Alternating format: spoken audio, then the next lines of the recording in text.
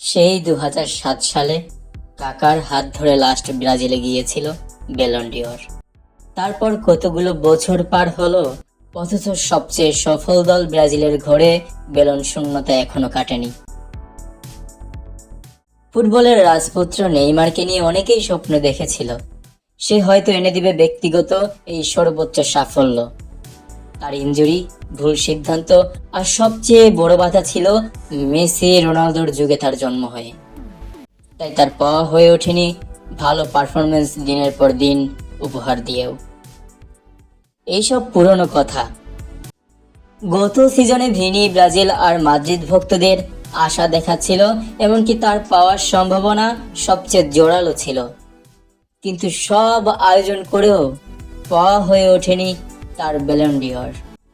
Vini সহ পুরো Brazil আর Madrid ভক্তদের হৃদয় ভেঙে বেলন জিতে নেয় ম্যান সিটির রদ্রি। কিন্তু এবার সম্ভাবনা আরও তীব্র।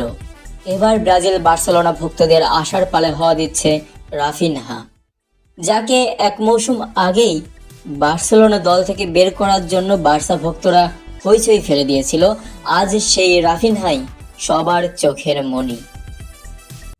চ্যাম্পিয়ন লিগের এক মৌসুমের সর্বোচ্চ গোলদাতা কে জানেন? রোনালদো। তার গোল সংখ্যা 15টি। মেসির এক মৌসুমের সর্বোচ্চ গোল সংখ্যা তারও কম, সেখানে রাফিনহার গোল সংখ্যা 12। আরও ম্যাচ বাকি, যদি ফাইনালে যায় 4টা, সেমিতে গেলে 3টা।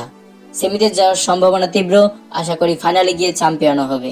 সেক্ষেত্রে যদি এমন পারফরমেন্স কন্টিনিউ করে তাহলে হয়তো ছাড়িয়ে যাবে রোনালদোকে, নিজের নামে লিখবে নতুন ইতিহাস।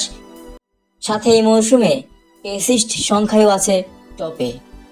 তাই এই কথা বলাই যায়, বেলনের দৌড়ে সবার উপরে আছে রাফিনহা।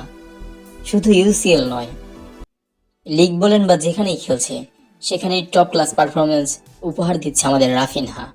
তাই এই কথা বলাই যায়, বেলনের দৌড়ে সবার উপরে আছে রাফিনহা।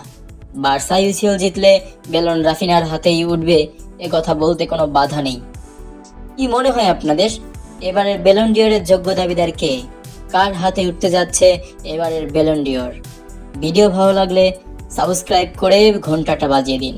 নিত্য নতুন ফুটবল বিষয়ক আপডেট এবং খবরাখবর পেতে আমাদের সাথেই থাকুন।